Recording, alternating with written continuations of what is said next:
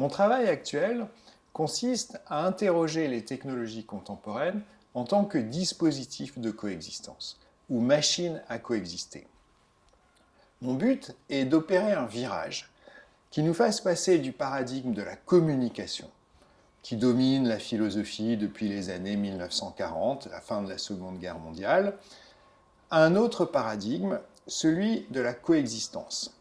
Nous faire passer de l'image des machines comme machines à communiquer, avec l'ordinateur, le télégraphe, le téléphone portable, à une autre image des machines comme machines à coexister. Le primat de la communication masque la variété et la multitude des relations à l'environnement impliquées dans nos artefacts.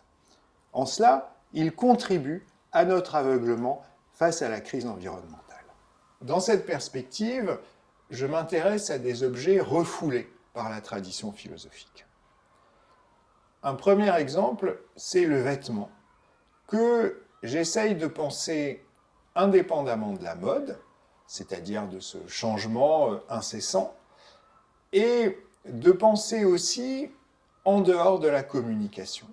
Les théories du vêtement, celles de Barthes par exemple, celles de Umberto Eco, voient dans le vêtement un système de signes.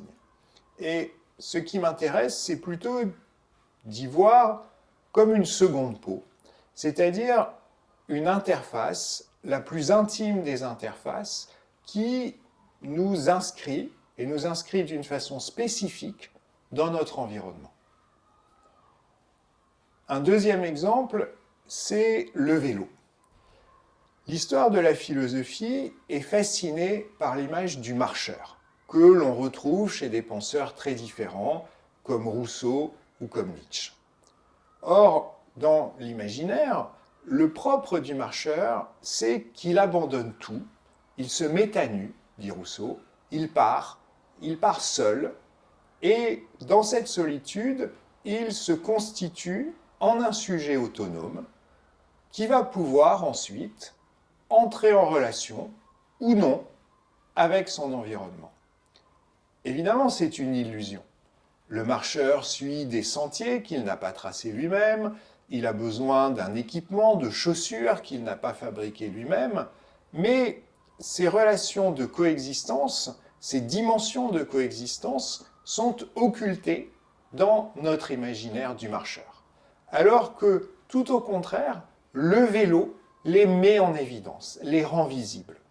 Tout cycliste sait bien que pour rouler, il a besoin d'une route, avec du bitume, au moins d'un sentier, qu'il ne va pas rouler de la même façon sur l'un et sur l'autre.